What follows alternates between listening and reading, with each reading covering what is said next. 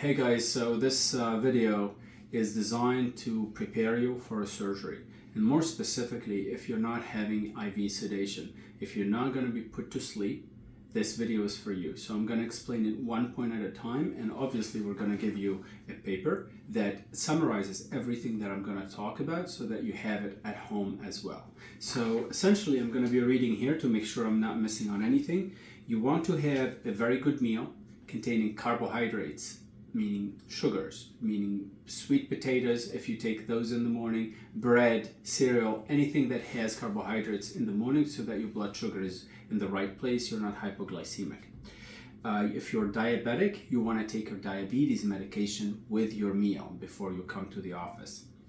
For your appointment, come early and expect to stay late. There's always a time where you're going to be waiting in the waiting room so that we can get you in the surgery and then prepare you for surgery and then get you going. So get comfortable with the idea that there will be a waiting time when you come to the office, but you need to come early enough because we might be able to get you in as soon as you come. So book half a day at least for your procedure, even though your procedure might only take an hour. Book still an afternoon or a morning. Don't book anything after the procedure that cuts it short. If you have high blood pressure, you know you have it, you need to measure your blood pressure at home 3 times at least, 3 different days, and we're going to give you in this sheet a table that you need to fill with your first, second, and third reading, and then you're going to record the average. The average has to be less than 150 over 100 for you to be safe for the procedure. So make sure that you record it on that sheet. If you're not hypertensive, if you do not have hypertension, and if you already got evaluated by us prior to the surgery and we took your blood pressure and it's on the higher side, you still will have to fill out this form. You could do it by taking your blood pressure at home if you have the machine, or get a machine, or go to the pharmacy on 3 different days and measure your blood pressure in the pharmacy. You're going to take, on the day of the procedure, you're going to take your blood pressure medication just as you normally do. Take it exactly as your primary care physician has given it to you. Do not skip taking them. If you're taking blood thinners, do not stop taking the blood thinners unless your primary care physician or your cardiologist instructed you before that for any surgery you should stop the blood thinners within 3 days, 5 days, things like that. In which case this recommendation comes from your primary care physician or cardiologist, but do not stop it on your own. If you prescribe antibiotics, you're going to start the antibiotics the morning of the day before your procedure. Let's say your procedure is on Thursday, start taking the antibiotics Wednesday morning with breakfast, lunch, and dinner, and then the next day with breakfast, and then you come to the office. If you're asthmatic, bring with you your full inhaler, not the empty one, not the one that has only one puff. You need to have a full inhaler with you in case something went wrong or you feel an asthma attack, then you could use it. By the way, for asthmatics, if they don't bring their inhalers, we cancel the procedures.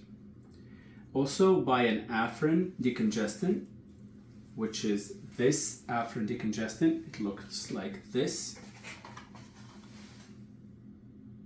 And essentially, this one you're going to bring with you because a lot of times, even though you're not taking IV sedation through the veins, we can give you relaxation gas, and that gas needs to go through your nose. And if your nose is congested, then the gas does not go freely. Also, your mouth is going to be full of gas and full of work. You won't be able to breathe freely. So Afrin is very important to bring with you on the day of the procedure. So if you're prescribed a medication called Medrol Dose Pack, dexamethasone, bring it with you to the office. Do not start taking it prior to the procedure. Bring it with you, and one of our staff members will give it to you in a timely manner right before your procedure. So another thing that you want to buy is cold packs. These cold packs are a strap. I will show you in a subsequent video how to use the strap after the procedure, but this is a special strap where you're going to be putting the ice packs inside. So right now there are 2 ice packs inside, and you have 2 that go into the freezer. This you need to buy from Amazon. We'll have the link in the paper, but also in the description of the video, so that you can buy it. By buying this, you have it at home. So on the day of the procedure, we're going to give you ice packs to put there all the way until you get home. Once you're home, you're going to start using this. The advantage of this strap is essentially that it puts pressure on the area like this and prevents swelling and inflammation. Also, it has these ice packs inside that you would change every time it gets warm, and you're going to use it. It's going to be a life changer in terms of how much swelling you will have. So we will be prescribing to you antibiotics. You need to also have a Listerine non-alcohol with you at home. You need to buy hydrogen peroxide 3% from the pharmacy. You need to have a saline spray, nasal decongestant, saline, hypertonic, not isotonic, hypertonic, concentrated. It should say extreme, or it should say the hypertonic saline. That's the one you want to get. And get yourself a Flonase. Flonase will also be useful after your procedure.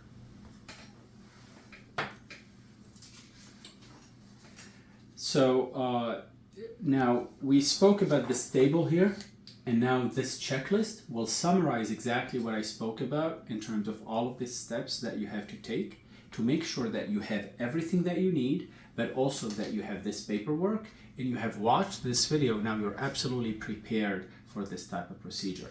One last thing I'm going to also point out is the fact that when you come to the procedure, have multiple layers of clothing. The deeper layer should be a t-shirt like this that's warm enough, but that stops here. And the reason for that is sometimes we plan to take blood from your arm, or we plan to take your blood pressure, and if you come with very thick garments or clothings, we cannot work easily in that area. So dress comfortably, get multiple layers that you can take off with a zip, and the last layer should be a t-shirt that you could stay with at the time of your procedure. This essentially concludes the video of how to prepare for a procedure if you're not receiving IV sedation. And I'll see you for the next video.